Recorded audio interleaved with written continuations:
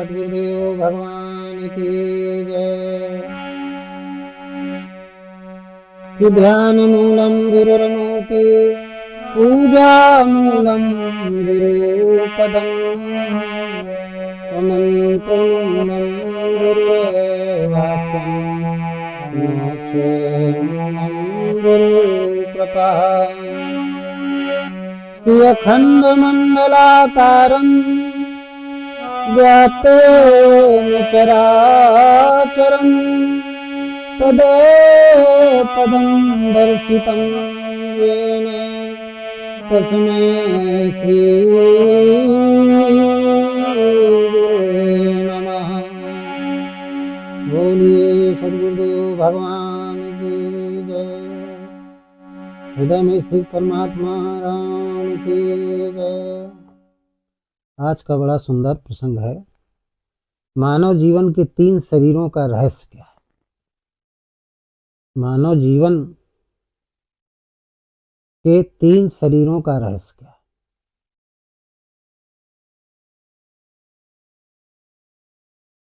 ये प्रसंग है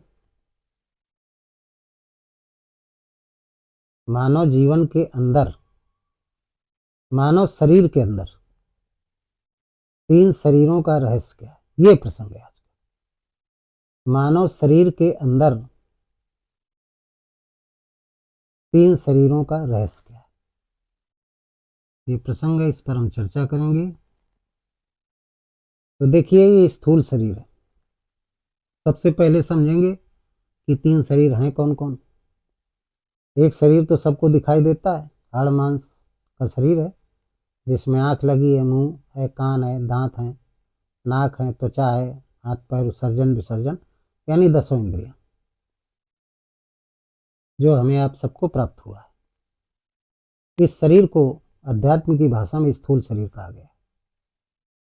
और एक शरीर ये हो गया, और इसके अंदर 2 शरीर और हैं, जिनको हम अपनी भौतिक आंखों से नहीं देख सकते, कोई भी नहीं देख सकता।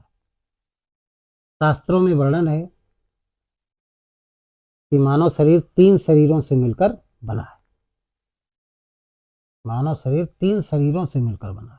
अब ये 3 शरीर कौन कौन है, यही बात समझना है। एक तो स्थूल शरीर हो गया। इस स्थूल शरीर में 10 इंद्रियां हैं। आंख, कान, नाक, मुंह, जीभ, त्वचा, हाथ पैर उत्सर्जन विसर्जन, इस तरीके से ये 10 इंद्रियां। और इसमें एक हृदय है,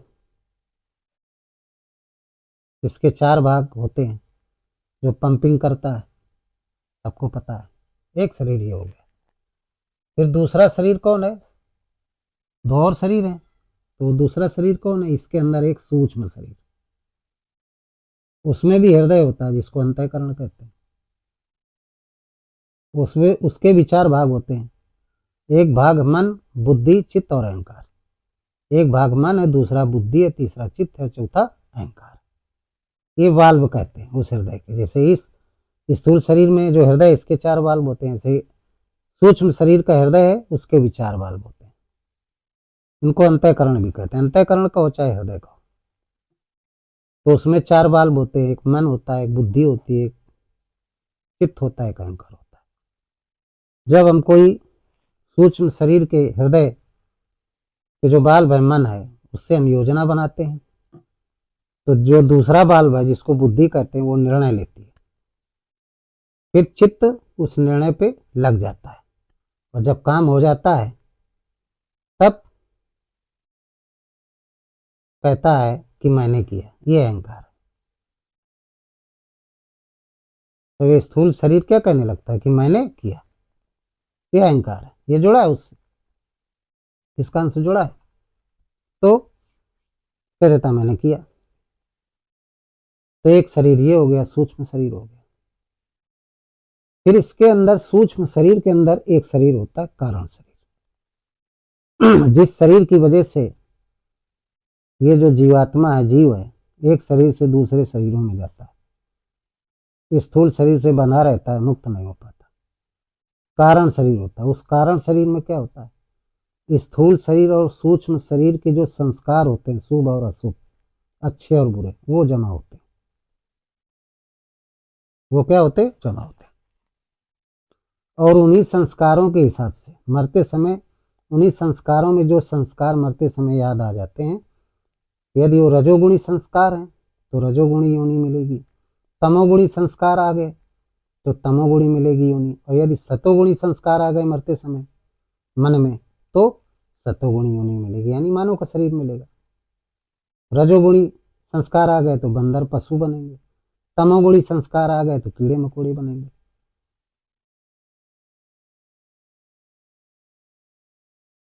कीड़े मकोड़े बनेंगे। रजोगुणी है तो पशु पक्षी बनेंगे, पशु बनेंगे, पक्षी बनेंगे।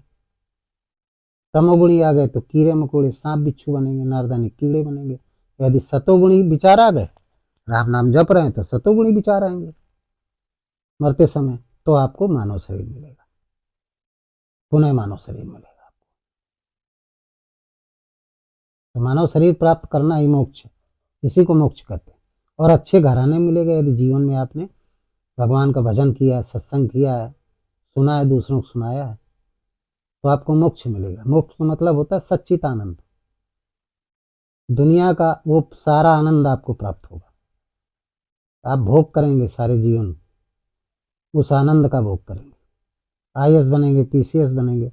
ऐसे घराने में आपका जन्म होगा, आपको मेहनत ही नहीं करनी पड़ेगी, सीधे प्रधानमंत्री, सीधे डीएम बनेंगे, विधायक बनेंगे, एमपी बनेंगे, अपार संपदा आपको प्राप्त होगी। तो ये कारण शरीर है। तो सूक्ष्म, स्थूल शरीर, सूक्ष्म शरीर और कारण शरीर। कारण शरीर का हृदय क्या होता है? चेतन। उसमें बीज रूप में, प्रकाश स्वरूप बीज रूप में परमात्मा होता है। उसी को गोस्वामी जी ने लिखा है, सब कर परम प्रकाशित जोई राम अनादि अवतपत सोई। वही कारण शरीर में जो विद्यमान परमात्मा है, पूरे भग इस शरीर को संचालित करता है। उसी को श्रीमद् भगवद गीता में भगवान कृष्ण ने कहा, ज्योतिषाम तज्ज्योति स्थमसाचा परमुचते ज्ञानम ज्ञेयम ज्ञान गम्यम हृदय सर्वस्व विष्टतम। हे अर्जुन, वो ज्योतियों का परम ज्योति है और उसको पूर्ण ज्ञान के द्वारा या आत्मज्ञान के द्वारा ही जाना जा सकता है। हृदय सर्वस्व विष्टतम, वो तो सबके अंदर निवास करता है। इसलिए अर्जुन, तुम्हें शरणम गच्छ सर्वभाविन भारत तत्प्रसादम परम शांति स्थानम प्राप्स्य शाश्वतम्। इसलिए अर्जुन, हे संसार के प्राणी, अर्जुन का मतलब हे संसार के प्राणी, अनुरागी भक्त, सभी को उसी की शरण में जाना चाहिए, उसी एक परमात्मा राम का भजन करना चाहिए और किसी का नहीं करना चाहिए। ये विधि पूर्वक पूजा है। नाम का जप करो, नाम निरूपण, नाम यतन से स्व प्रकट जिम्मोल लतन से, गीता में बताया गया उसी को जप, एक श्वास पर श्वास का जप। तो ये मानव जीवन के 3 शरीरों का रहस्य है और तीनों महत्वपूर्ण है। स्थूल शरीर महत्वपूर्ण है, इसको स्वस्थ रखना बहुत जरूरी है। जब स्थूल शरीर नहीं रहेगा तो इसी के अंदर तो है एक बड़ा डिब्बा, उसके अंदर एक छोटा डिब्बा, फिर उसके उस छोटे डिब्बे के अंदर एक और छोटा डिब्बा है। अब बड़ा डिब्बा फूट गया, कोई चोट लग गई तो अंदर के भी डिब्बे भी पिचक जाएंगे। इसलिए सबसे महत्वपूर्ण क्या है? ये मानव शरीर। इसलिए इसके बारे में क्या लिख दिया गया है गोस्वामी जी ने? बहुत अच्छा लिखा है कि बड़े भाग मानुष तन पावा, सुर दुर्लभ सदग्रंथर गावा। ये स्थूल शरीर सबको नहीं मिलता है, देवता भी तरसते हैं। क्यों? इसलिए भागशाली की साधन धाम मोक्ष कर द्वारा पाए न गई परलोक सवार। इसको प्राप्त करने के बाद परलोक माने मोक्ष को जिसने प्राप्त नहीं किया, ये साधन है मोक्ष प्राप्त करने का, तो फिर वो जीवन बेकार है उसका। इसलिए बहुत महत्वपूर्ण है, इसको सभी तरसते हैं।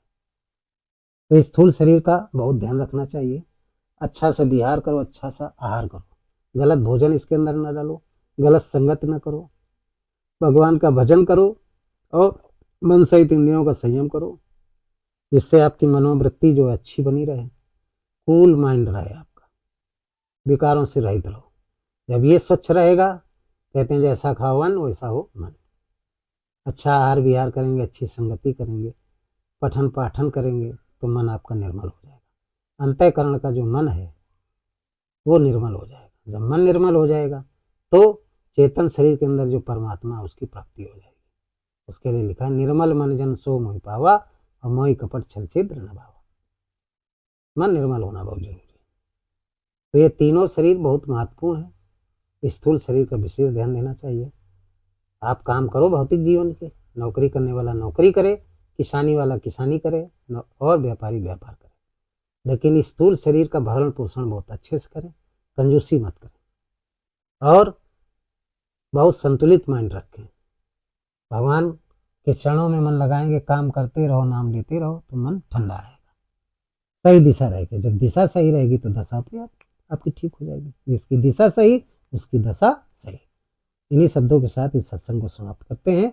आपको बताया तीनों शरीरों के बारे में और अब आपके जीवन की सुखमय निरोगमयी कल्पना करते हैं, भगवान से प्रार्थना करते हैं क्या कि सर्वे भवन्तु सुखिना सर्वे सन्तु निरामया सर्वे भद्राणि पश्यन्तु मा कश्चित् दुःखो भाग् भवेत्।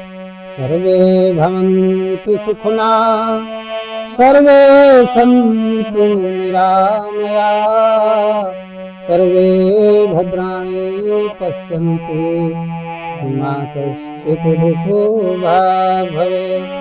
बोलिए भक्त और भगवान की जय, संत समाज की जय, हृदय में स्थित परमात्मा राम की जय।